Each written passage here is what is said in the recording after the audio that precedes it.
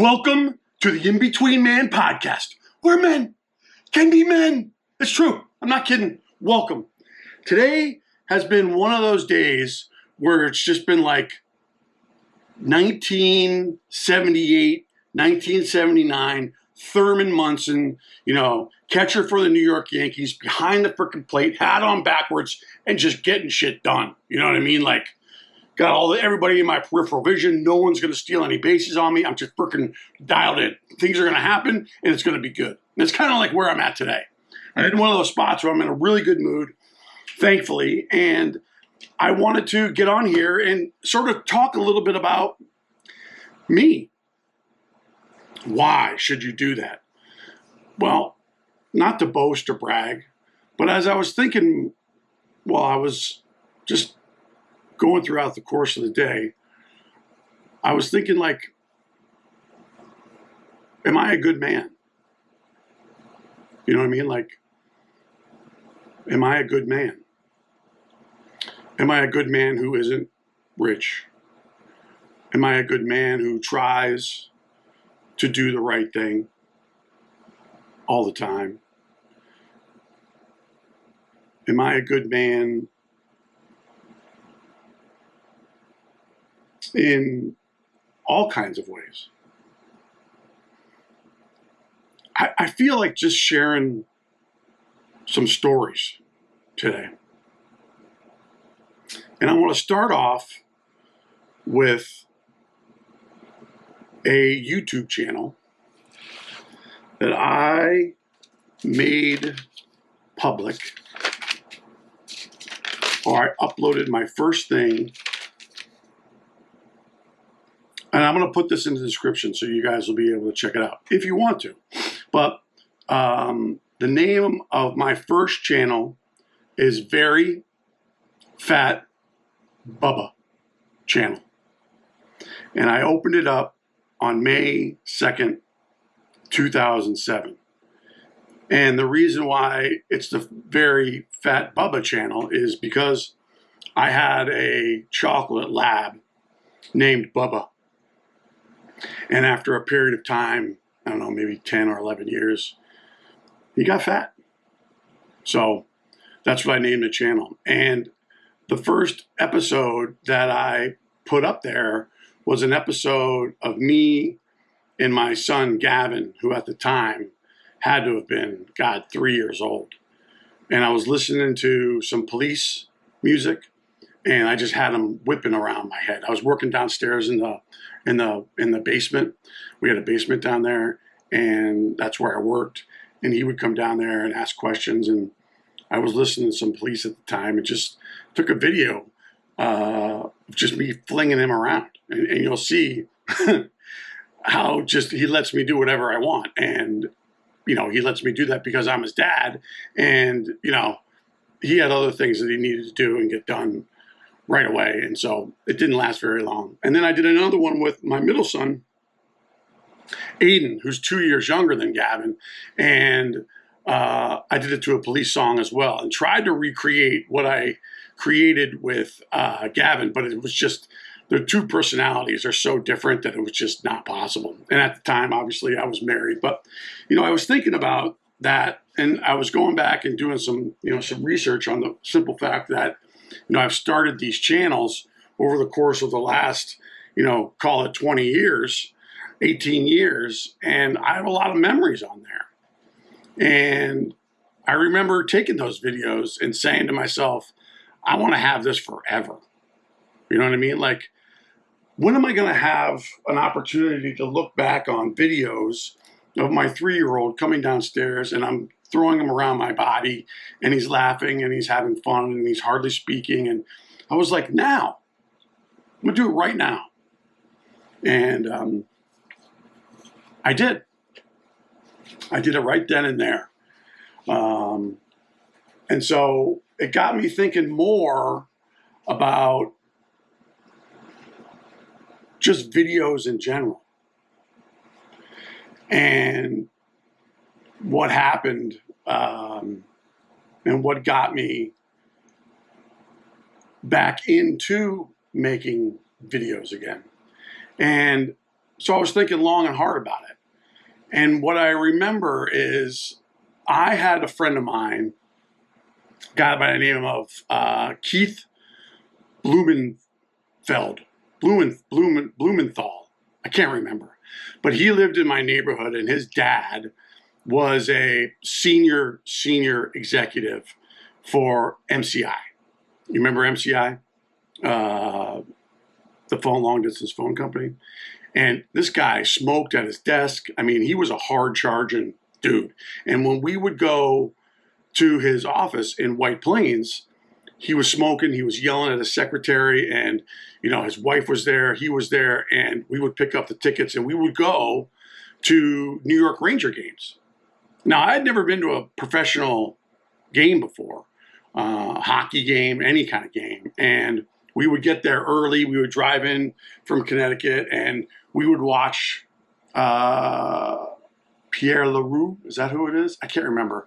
But we would watch the hockey guys, taking shots on goal, and the goalies, and we would raise our hand, and the hockey players would shoot, would like flip a puck at us, and we'd try to catch it.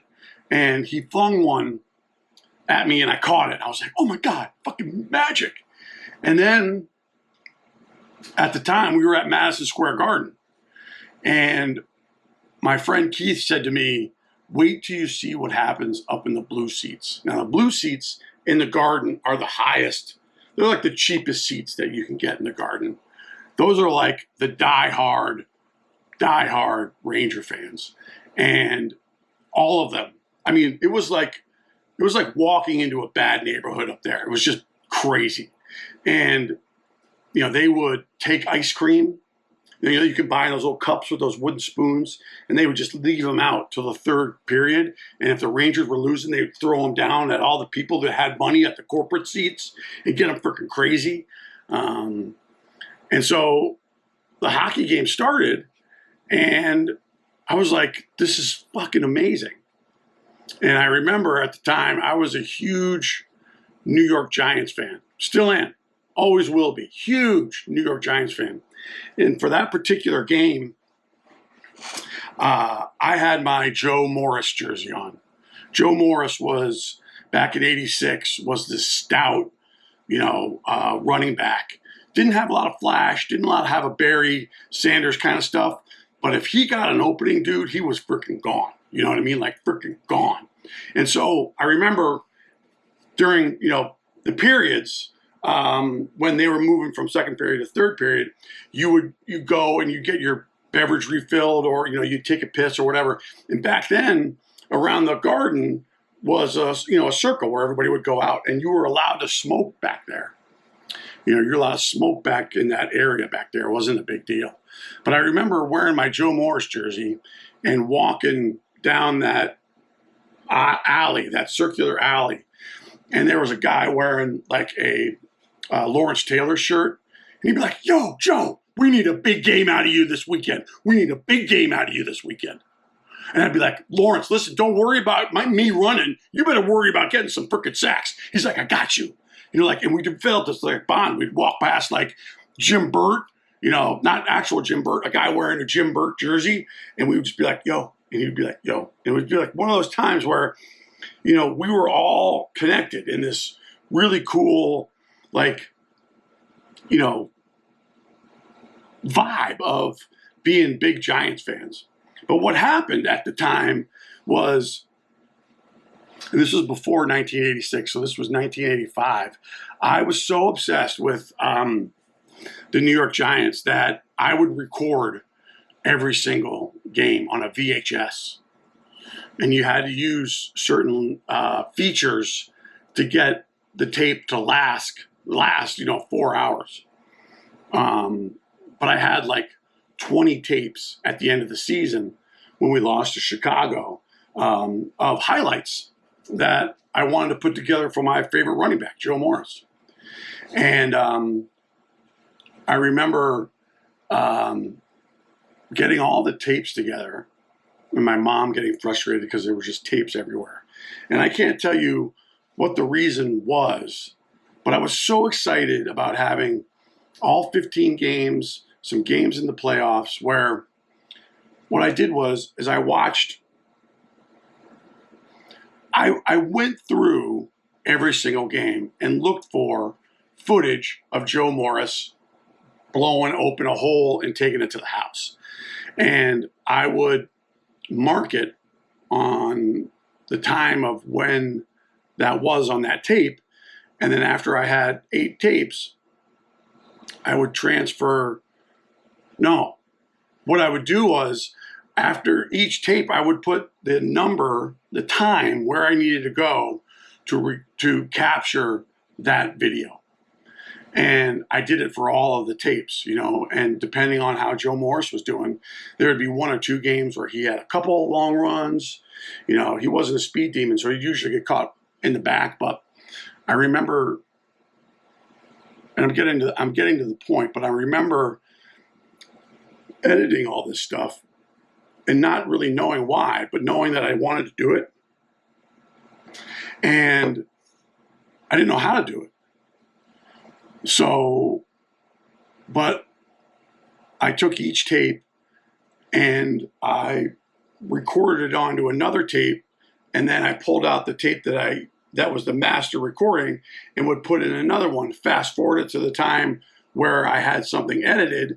I would run that, I would record the other one, and I had a huge Giants Joe Morris highlight reel. And what I did was I also added David Lee Roth's Yankee Rose to it as highlights, you know. And then there was an Emerson, Lake and Palmer, welcome back, my friends, to the show that never ends. Right, that one, and I added that one in there. And I just remember after all of that, pulling out that tape and being like, this was fucking awesome. Like, I had so much fun doing this that, like, I can't believe it took me so long to figure out really what I wanted to do. And that's kind of what happened. And so getting back to my first channel, I remember wanting to record moments that I knew I would be able to watch in a year, 10 years from now, and just be so glad that I freaking did it and took the time at that moment to capture whatever it was I was eager and looking to capture. And I think on that channel, all right, so if you go to the VeryFatBubba channel, because you wanted to see, you know, what I put on there almost 17 years ago, you can. And it's awesome. So the videos on the VeryFatBubba channel are a hodgepodge of videos over the course of a long period of time. And let me get there and I'll show you what I'm talking about.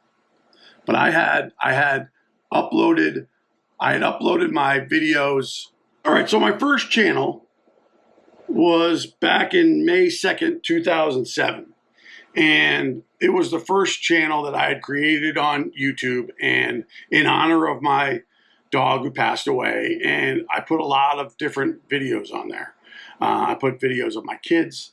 I put a video of my 43-foot fifth wheel toy hauler, the Road Warrior, on there that got repossessed because I couldn't afford it anymore. I put a picture of my Chevy two-door Tahoe, 1996 Chevy two-door Tahoe back in the day, and had huge wheels on it and was just awesome. I made like a 7-minute video before I sold it. And then I have a video of a boat that I bought for $1,100 from a friend of mine. I have a video of when I took, me and a buddy of mine from work took some clients to a Giants game and what that whole process was like. And she brought her dad, and her dad was a huge Giants fan. It was crazy. And then there's some CrossFit videos in there. There's some banter back and forth. And then this is where, I know why. This is where I got back to memories, right? So I'll never forget where I was. I was in my house. in Mooresville, a different one than this. And I remember calling my dad on the phone, and I think his wife called and told me that he was in the hospital, like he had fallen down. And so I remember calling him on a cell phone, and he picked up.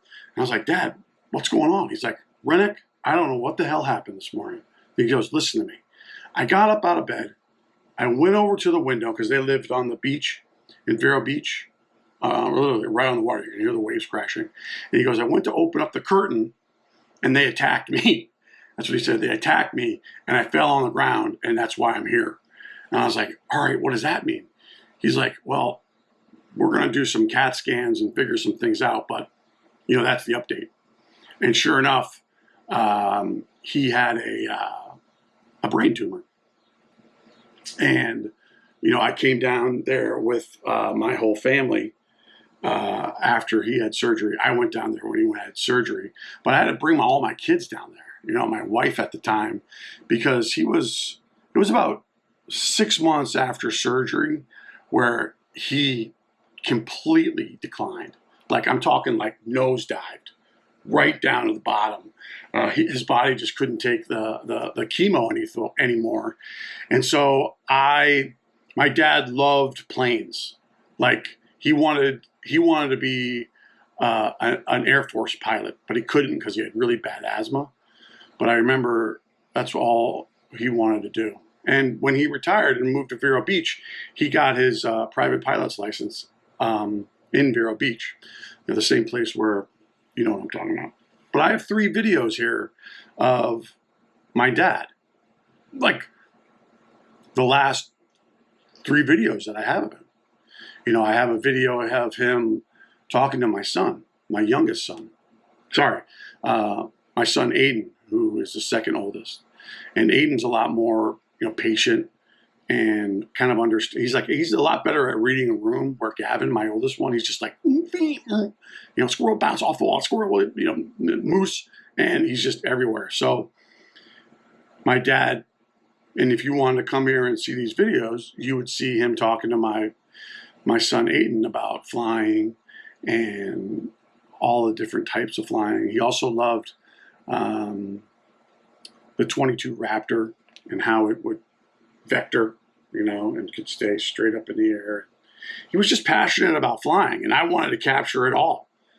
And I did. And anytime when I feel like I need to see my dad, I can go back to these videos and sort of like relive that moment. And then the other thing that I did too is my father-in-law bought me a subscription to Men's Health magazine. And the article that I was reading was from a guy who talked about how important it was to take video of your parents. And so he had this outline of asking your parents, your father, your mother, if you could sit down and record them and ask them questions like, hey, what was it like, at the dinner table at your house growing up? My dad was the oldest in the family. He had 2 younger sisters. My grandfather worked for AT&T for 35 years, and my grandmother was just a whippersnapper. She was crazy, sharp as a tack. And, she would sit down and he would have to think about it, and he would talk about what it was like and what, you could do and you couldn't do when you were at the dinner table. And at the time, he didn't call his dad, he called his dad father. And his 2 sisters called their mother, and George my dad called his mother. They didn't call him mom or anything like that.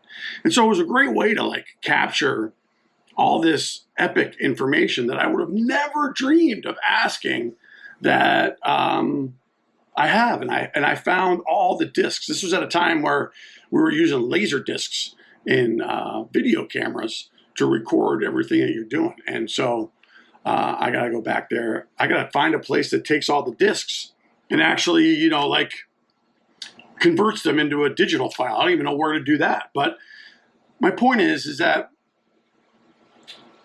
I captured memories leveraging YouTube in a way that I knew I wasn't, in a way that was important to me. You know, there was a couple videos here where I was CrossFitting. I had gone to the doctor, and the doctor's like, "You're fat." And I was like, "Thanks." And they're like, "You need to go on Lipitor." And I was like, "Okay." And so I took Lipitor, and one of the side effects of Lipitor is it gives you like cramps or it dehydrates you, I think. But I remember getting out of my truck, and I heard this snap, and I just fell to the ground. Like someone gave me like a Charlie horse. And I remember standing up and going, "Fuck this!" And I called my doctor that day and said, "I'm not taking this shit." I said, "I'm not taking this Lipitor stuff. I need 3 months to get back into shape. I'm going to go to CrossFit, and I'm going to lose all the weight, and I'm going to show you." And she's like, "Okay, do it." And so I did. I joined CrossFit, and I almost died my first session. And we took my blood panel before I started and my blood panel 3 months after, and they were night and day difference. I think I had lost 30 pounds. I did my first pull-up. You know, I really loved it. I loved everything about it. And throughout the course of that, I learned the importance of eating healthy, right? Like not eating fast food and what that does to you, and what eating good food can do to your body, and how your body wants, you know, clean and good food and will respond to it in a way that I never knew my body could respond to anything. So anyway, my point is that while going to CrossFit, we would go to Jimmy Johns and we would order an unwich. Now, an unwich is a sandwich that doesn't have any bread. It's all on lettuce. And we would order, I think, a gargantuan, which is like 7 different meats and all kinds of other shit, mayo, the whole 9 yards. And we would put it on an unwich. And one day at CrossFit, I was like, "Who wants to go get an unwich?" I go, "Wait a minute. Who wants to go get a Renwich?" And I said Renwich. And they all looked at me and were like, "What the fuck?" And then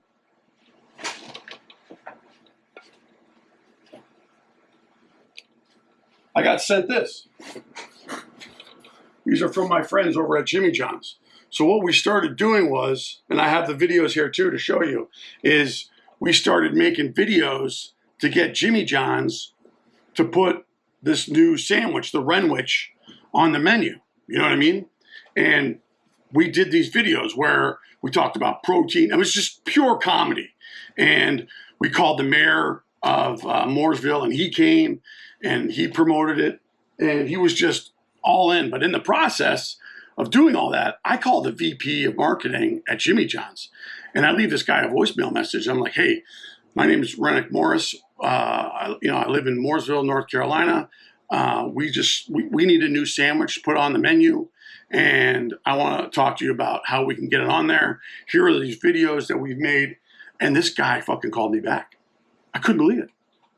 He called me back and was just like, "We love these videos. Jimmy John's seen them. We absolutely love these videos." And he goes, "Where are you in Mooresville?" I was like, "I'm in Mooresville." He's like, "Yeah, but we sponsor Kevin Harvick's car. So because we're sponsors, we have to go down to the shop, and talk about whatever we talk about." He goes, "Are you going to be at the gym next week?" And I was like, "Yeah." And so the one day I didn't get up to go to the gym, the entire marketing team shows up at my CrossFit gym at 6 o'clock in the morning. They're like, "You got to get your fucking ass down here. Jimmy Johns is here." And so I did. I got all my shit on. I was like, "Oh my God, Jimmy Johns here. I'm going to be this is going to be amazing." And so I get there, and there's the VP of marketing for Jimmy Johns. And he's got all his little cronies with him. And, they were like, "We love your videos." And he handed me $250 of gift cards. And then he sent me this. Because in the end, they weren't going to change the menu, and I understood that. But like, it got a big ring, here locally. I mean, like the guys at the Jimmy Johns place, they knew who my name was. I'd walk in and be like, "What's up, Rennick?" I'd be like, "What's up?" And it was just like these fun little things that we did, not because it was just madness. You know what I mean? It was embracing the moment of madness and what it all meant and going with it. And, my fondness and love for CrossFit. I even have a video here where a guy by the name of Shannon Rush, Rusch, he showed up at our CrossFit gym claiming he was a Navy SEAL and that he was going to do a Navy SEAL swim and wanted to know if we would sponsor, his swim. And so some of us pulled our money together and we did. But he came back later on that month and said, "I'm doing a shooting course. If you want to take it, it's going to be this much." And so me and my buddy, we took it. And then I was like, how the fuck do I know if this guy is a Navy SEAL or not? I mean, there's all kinds of videos out there about, fake, Army guys and whatever. So that got me to look up DJ Shipley's dad, Don Shipley. And Don has a YouTube channel where he outs fake Navy SEALs and other, high-ranking officials that are just full of shit. They've never served in the Army, but they're psychotic and they think that they have. And so for a fee, he'll run the name in the database that he has access to, that the Navy SEAL team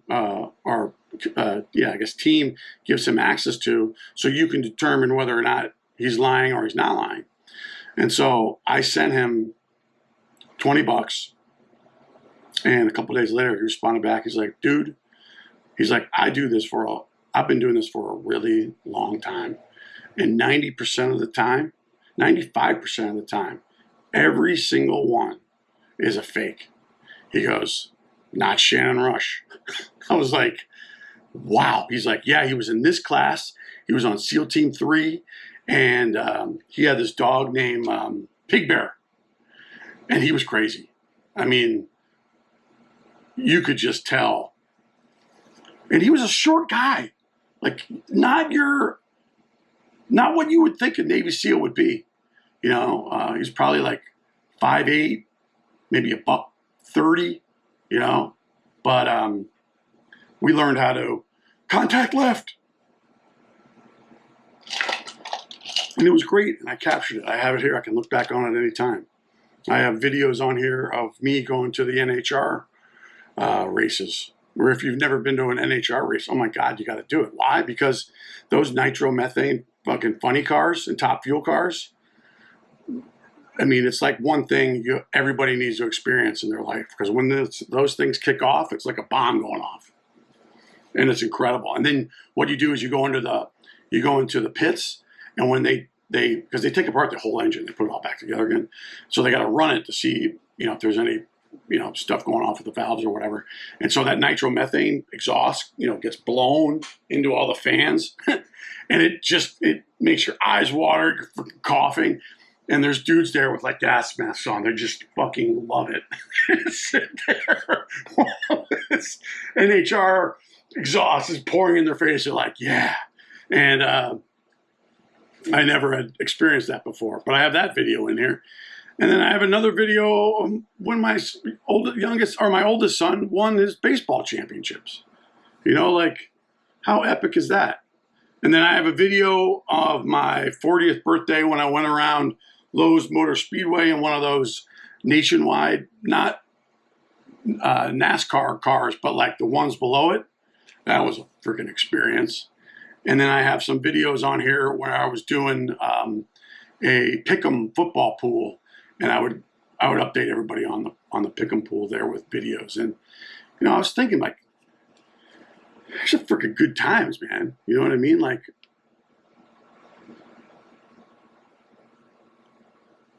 for a period of time, that's me, and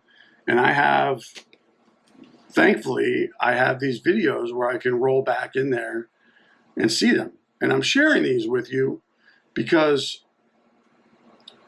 if you do continue to be a subscriber of this channel, very soon we're going to be talking about the GOTR, GOTR methodology, which is a 5-stage program that I've put together that I want to share with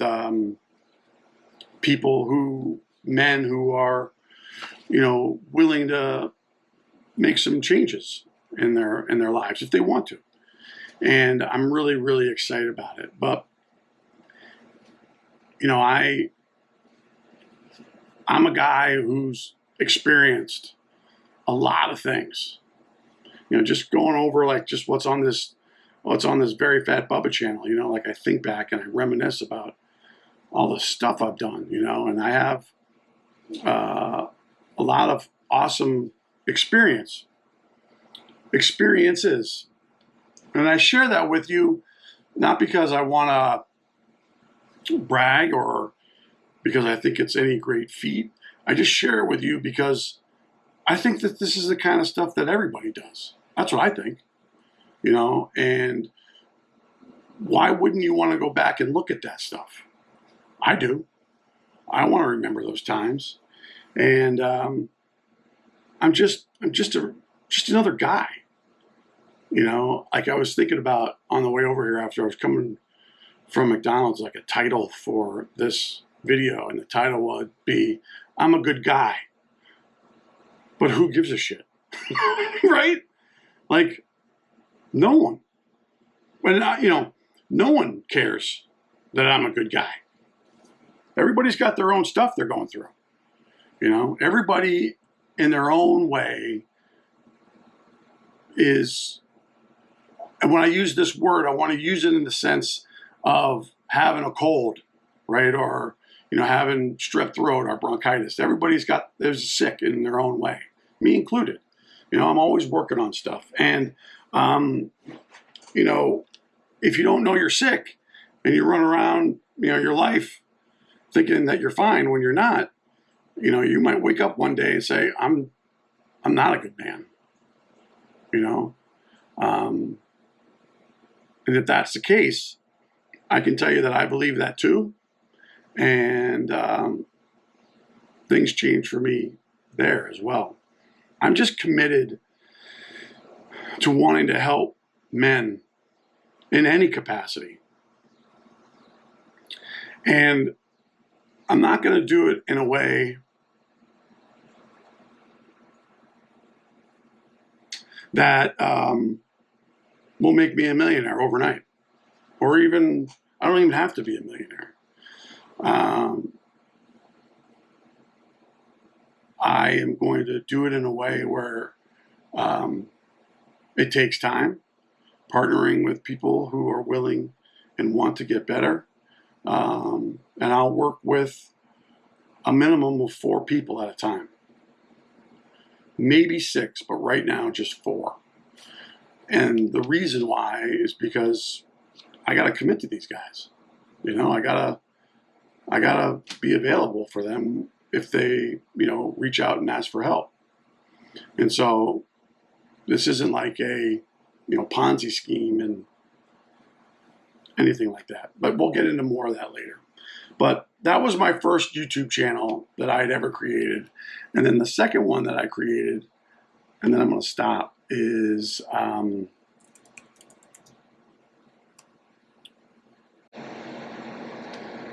wow.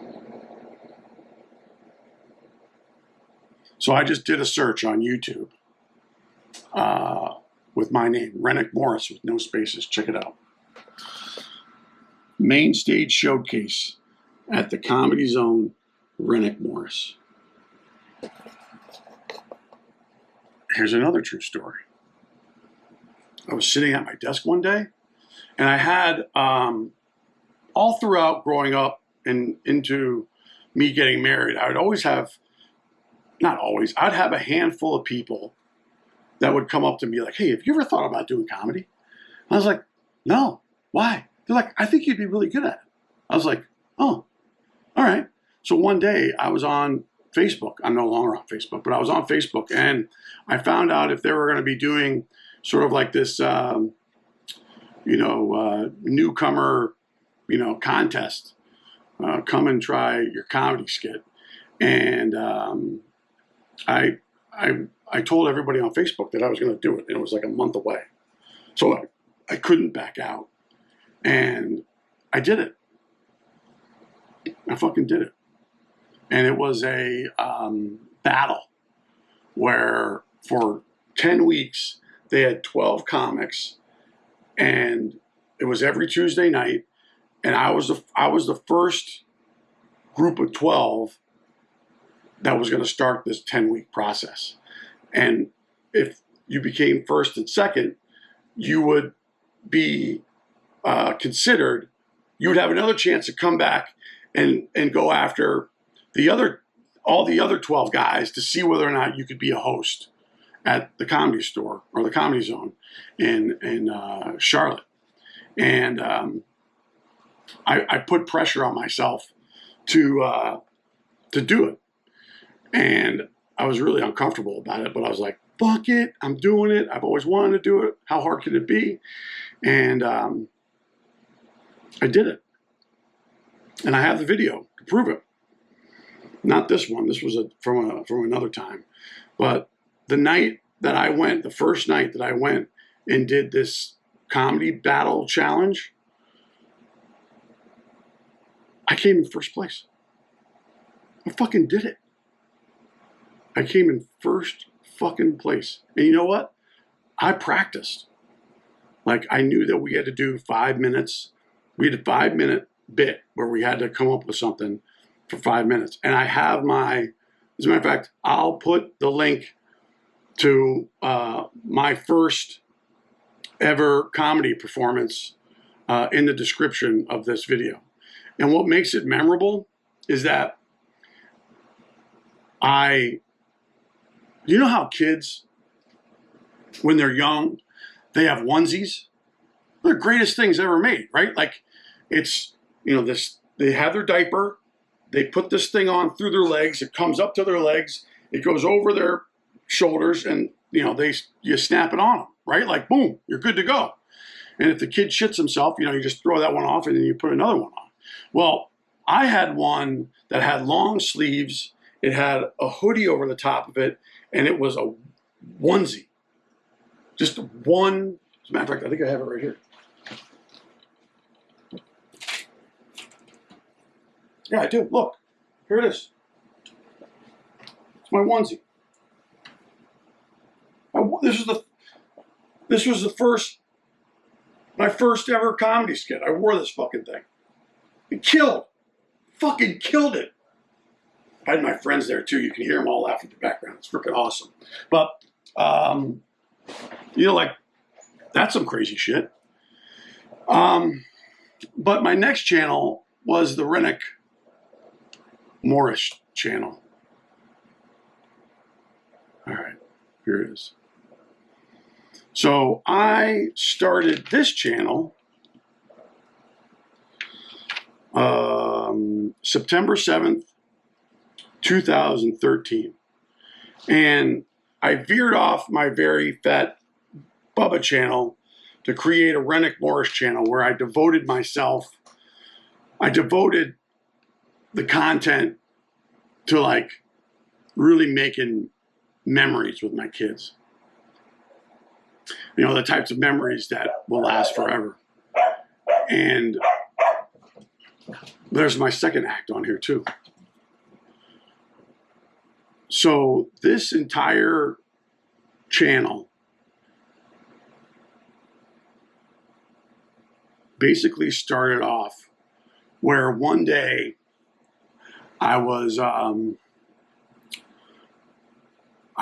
in the yard, and we had a fire pit that I had made out in the back, and we were cooking meat.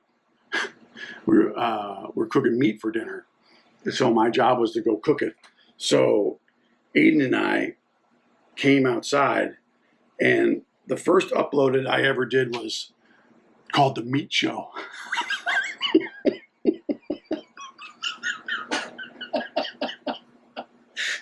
and, and all it is me and Aiden talking about, I think there's 5 episodes, talking about what you need in order to cook meat, right? Like you need fire, right? And then we talked about the different kinds of charcoal that you could use, and does one charcoal make the meat taste different than the other charcoal? It was just freaking madness. It was epic. One of the episodes was the proper temperature, right? Like you want to have the right temperature at like 225 degrees. Anyway, that's where I started my journey into kind of like doing a show, right? This was also the time too where, if you remember, I think who's the guy on Regis Philbin was retiring from Regis and Kelly. And so I was convinced that I was going to be the next guy. And I didn't know how I was going to be the next guy, but I did the same thing that I did with Jimmy Johns to, ABC. I started calling the general manager or the guy, the producer who ran it, and, like all kinds of shit. And this was before,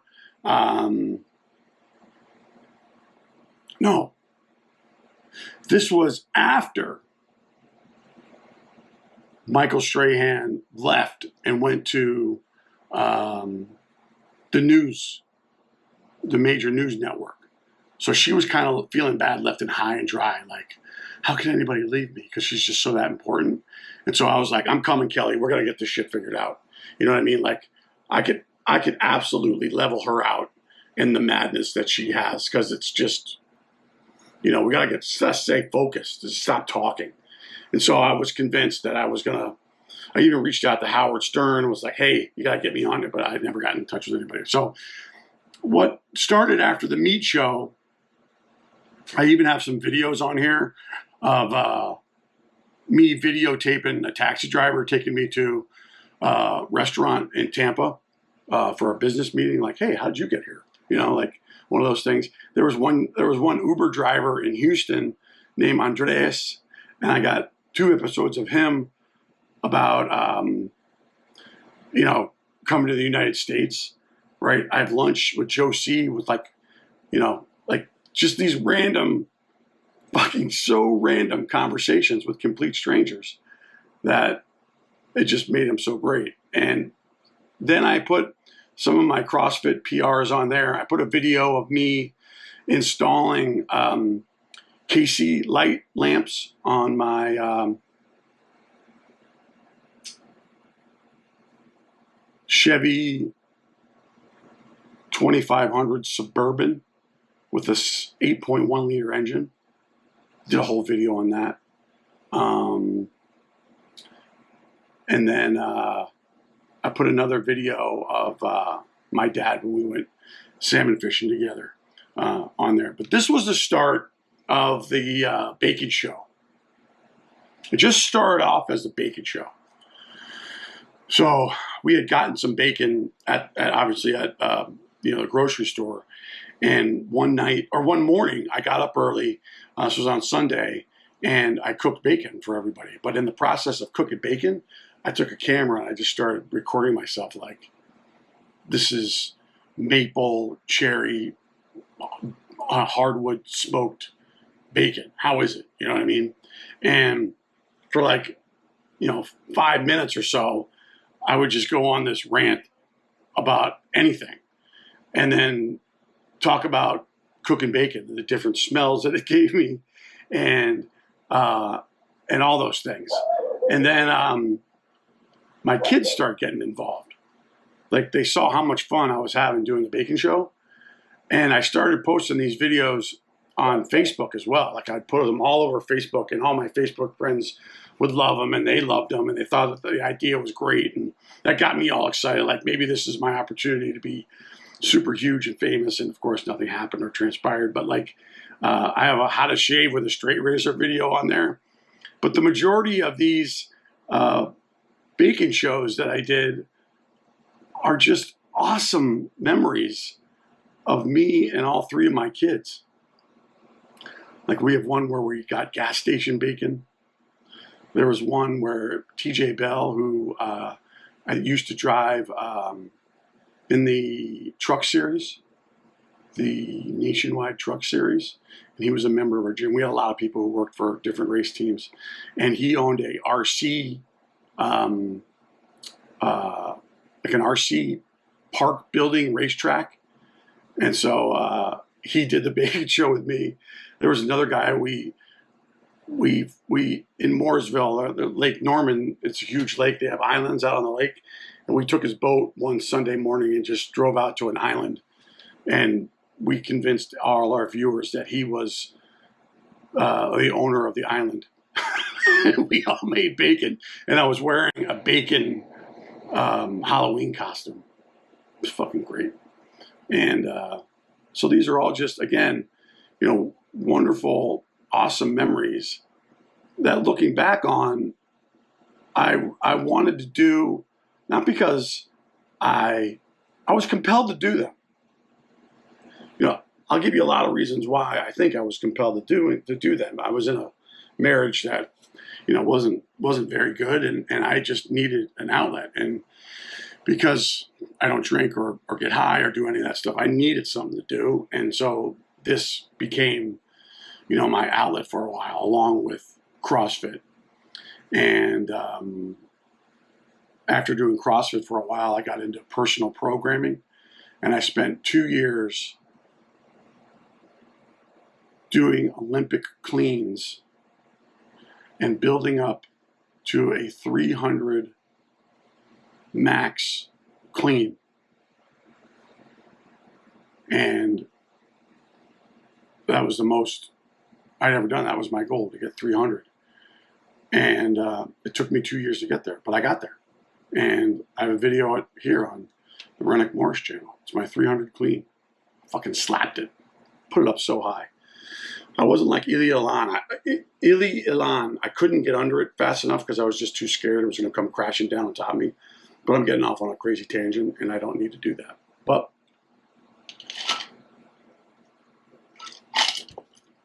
it got me thinking today about maybe just giving you an update on me and my channels. And you can go look at this stuff and see for yourself what kind of guy I am. And I'll do a whole nother video on the other channel that I started a month before COVID. And I'll share with you what I learned from that process and how that experience fundamentally changed my life. Like, changed my life forever. But yeah, like, I just feel like I want to provide you, whoever, an opportunity to, look at my stuff. Make a decision for yourself on whether or not you think I'm a good guy, and you think that whatever I have to offer to you could be something that you might want to leverage, and why you would want to leverage that, and I know beyond a shadow of a doubt I am a good man, but I also know that nobody gives a shit. And that's okay. Hey, everybody, you're going to have to forgive me. My battery ran out on my GoPro, and it just, without any warning, just turned off. So I think I was done anyway. So I'll make this really brief and simply say, I hope you found this information just a little interesting and give you greater insight into my character, kind of who I am and what I'm trying to do with helping men and so on. You can check out our Etsy shop at linktr.ee/thein-betweenman. We also have access to all of our other websites and YouTube channels and Twitter accounts and things like that. I will upload the description to have all of the links to my old channels if you want to take a look at it. But I'm grateful for all of you. I appreciate you hanging around and listening to me meander down memory lane. And I'll see you in there. Catch you on the next one.